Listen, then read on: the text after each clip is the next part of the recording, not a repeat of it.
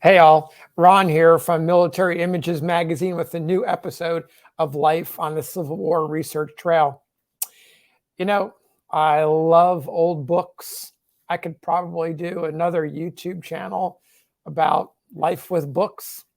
I have a few of them, a lot of old ones. I love the smell. I love the texture. I love looking at the topography and the illustrations. Fascinated with them.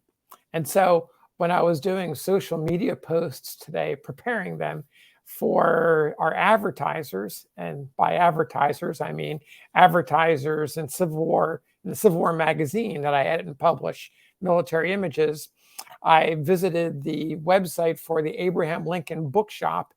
They're in Chicago. They've been around for a long time. They are well known. I recommend you check them out. This book that's right here is for sale, and it is just beautiful. The image on the front is so unusual. It's on the actual hardcover of the book. The book itself is From Manassas to Appomattox, Memoirs of the Civil War in America, published in 1895, written by James Longstreet, the Confederate general. And so when I finished reading the advertisement and saw the cover and saw the binding, there's also a salesman sample, which is really cool. I decided to go to the Internet Archive and look up the book because it's been a while since I've referenced it. And I thought, well, let me go check it out. And one thing I love about books, and I may have mentioned it here before, is reading the introduction to find out what the author's motivations were, what inspired them, what led them to write this volume. And with Civil War soldiers, including officers like Longstreet, you get some interesting statements from them. And in this case, in this passage that I want to read to you, Longstreet references the past, he references the present, and touches on the future. And he does it in a very interesting way. And remember, it's 1895. The war has been over for 30 years. He's lived a long life serving in the military, in the U.S. military, West Point graduate, then the Confederate military, then in U.S. service as a diplomat under President Ulysses S. Grant. Really fascinating stuff. And so I thought, well, let me get a sense of what's quite going on here. And so this is where the passage comes into play. I should also mention, we're also 30 years after the war, which means we are 30 years into the 14th Amendment, and we see the loss of rights to African Americans who were freed, slaves that were freed as a result of the war.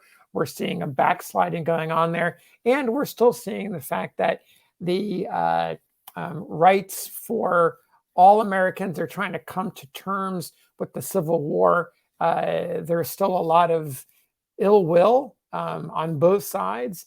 And so this is the environment that Longstreet is writing in.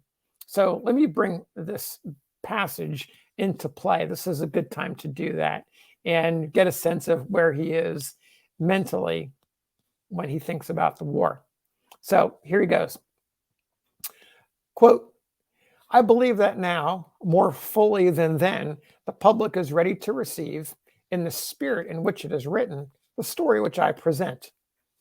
It is not my purpose to philosophize upon the war, but I cannot refrain from expressing my profound thankfulness that Providence has spared me to such time as I can see the asperities of the great conflict softened, its passions entering upon the sleep of oblivion, only its nobler, if less immediate, results springing into virile and vast life.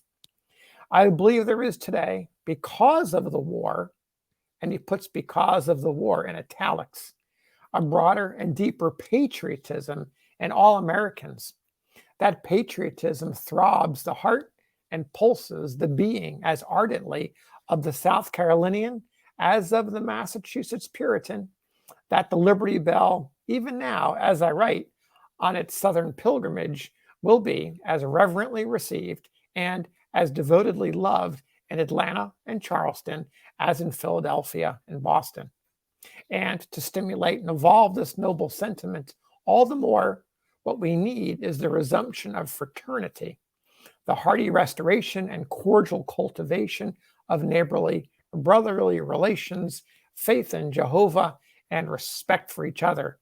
And God grant that happy vision that delighted the soul of the sweet singer of Israel may rest like a benediction upon the north and the south, upon the blue and the gray.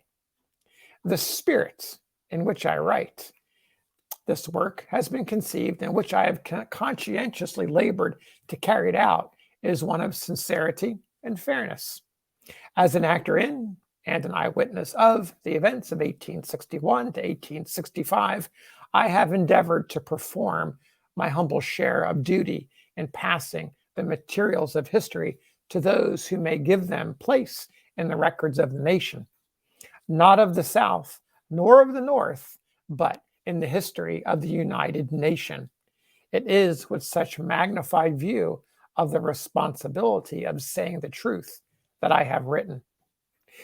I yield to no one as a champion of the Southern soldier wherever he may have fought, and in whatever army, and I do not think I shall be charged more now than in wartime with underestimating the enemy. Honor to all. If I speak with some particularity of the First Corps of the Army of Northern Virginia, it must be ascribed in part to the affection of a commander and in part to my desire to relieve its brave officers and men in the ranks from unjust aspersions. He goes on for a little bit longer, but I think it's really interesting to see how Longstreet is noting how the attitudes to the war have softened. He notes that the fraternity, there's still a broken fraternity and as yet unresolved fraternity between the North and the South. He doesn't call out the soldiers. He doesn't suggest that it's a military problem. He doesn't suggest it's a civilian problem. He just suggests that it's actually a problem between the entire country. I also like that he uses the phrase United Nation to talk about the reunification of the North and South. Conspicuously absent is he doesn't mention anything about the fate of African Americans, of the large Black population that was spread across all states, particularly still residing in the South and moving into the northern urban areas as well. So interesting reflection from the memoirs of James Longstreet from an absolutely beautiful book. So that's all we've got for now. We'll see you on the next episode. Until then, take care.